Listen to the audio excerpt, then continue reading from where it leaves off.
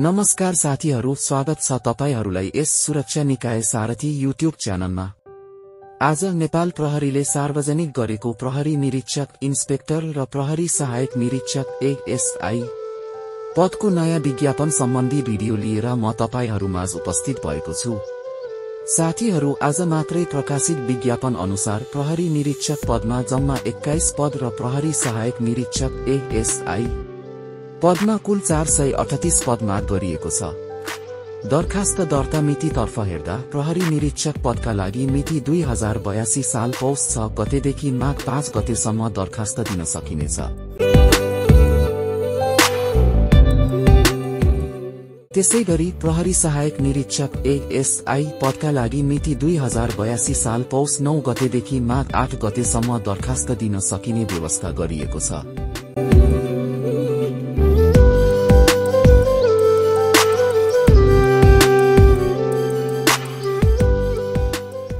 दरखास्त दिन सकिने स्थानको कुरा गर्दा अनलाइन मार्फत मात्र दरखास्त खुला गरिएको छ।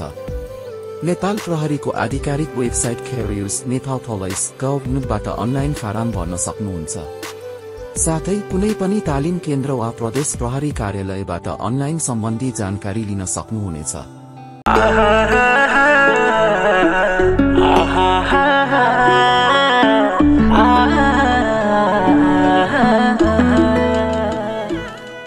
दरखास्त दस्तुरतर्फ प्रहरी निरीक्षक पदका लागि 1200 रुपैयाँ र प्रहरी सहायक निरीक्षक एएसआई पदका लागि 800 रुपैयाँ तोकिएको छ। अतिरिक्त समूहमा फारम भर्ने भएमा 20% थप दस्तुर लाग्नेछ।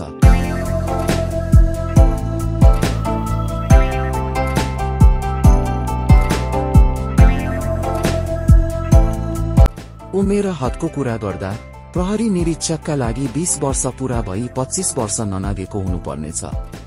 प्रहरी सहायक निरीक्षक एएसआई का लागि 18 वर्ष पूरा भई 24 वर्ष ननागेको हुनुपर्नेछ। विभागीय हकमा भने 35 वर्ष ननागेको हुनुपर्नेछ।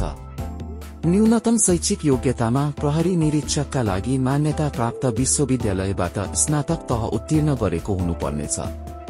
प्रहरी सहायक निरीक्षक एएसआई का लागि मान्यता प्राप्त शिक्षण संस्थाबाट +2 वा सो सरह उत्तीर्ण गरेको हुनुपर्नेछ। शारीरिक मापदण्ड र अन्य योग्यताहरू सूचना अनुसार पूरा भएको हुनुपर्छ।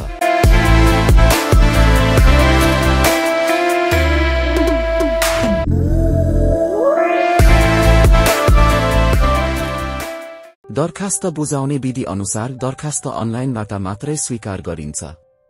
फारम भरेपछि प्राप्त एप्लिकेसन आइडी लिएर कनेक्ट आइपीएस ई सेवा खल्ती वा आइएमई पे मार्फत दस्तुर भुक्तानी गर्न सक्नुहुन्छ। भुक्तानी सफल भएपछि मात्र दरखास्त दर्ता भएको मानिनेछ।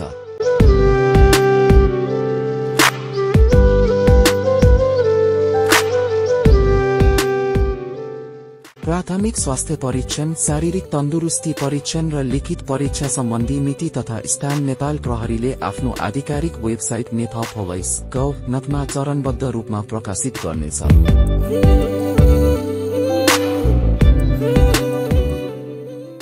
अनलाइन फारम कसरी भर्ने भन्ने सम्पूर्ण प्रक्रिया नेपाल प्रहरीको अफिसियल युट्युब च्यानलमा गएर हेर्न सक्नुहुनेछ। साथीहरू, आजलाई यति नै। यस्तै जानकारीमूलक भिडियोहरू निरन्तर हेर्न चाहनुहुन्छ भने कृपया सुरक्षा निकाय सारथी युट्युब च्यानललाई सब्स्क्राइब गरी हामीसँग जोडिनुहोला। धन्यवाद। जय नेपाल।